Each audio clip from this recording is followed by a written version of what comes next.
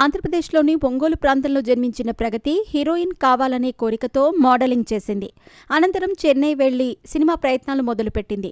దర్శకుడు, నటుడు అయిన భాగ్యరాజ్ ఆమెను సిల్వర్ స్క్రీన్కి పరిచయం చేశాడు. 1994లో విడుదలైన వీట్ల విశేషంగా ఆమె మొదటి చిత్రం. 4-5 చిత్రాల్లో ప్రగతి హీరోయిన్ పాత్రలు చేసింది. చిన్న వయసులోనే వివాహం చేయటంతో ఆమె కెరీర్ మీద ప్రతికూల ప్రభావం పడింది. కొన్నాళ్లు సిల్వర్ స్క్రీన్కి దూరమైంది. తర్వాత క్యారెక్టర్ ఆర్టిస్ట్గా కంబ్యాక్ ఇచ్చింది.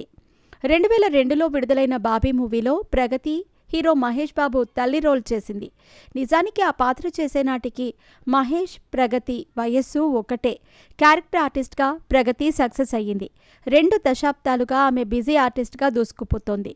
తల్లి, అత్త పాత్రల్లో ప్రేక్షకులను అలరిస్తోంది.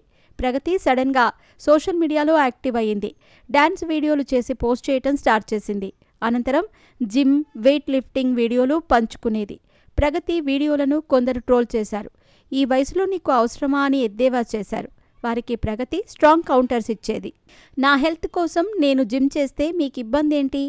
ఇలాంటి నెగటివ్ కామెంట్స్ నేను పట్టించుకోనని ప్రగతి ట్రోలర్స్కి సమాధానం చెప్పింది. ప్రగతి వెయిట్ లిఫ్టింగ్ కాంపిటీషన్స్లో పాల్గొనటం విశేషం. ఆమె బహుమతులు కూడా గెలుచుకుంది. ప్రగతికి బాగా పేరు తెచ్చిన చిత్రాల్లో F3 ఒకటి.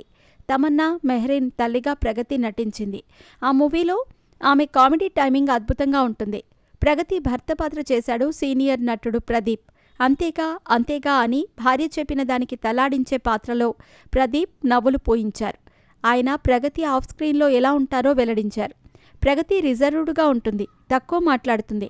ఒకసారి కలిస్తే చాలా జోవియల్గా ఉంటుంది. ఆమె రియల్ లైఫ్కి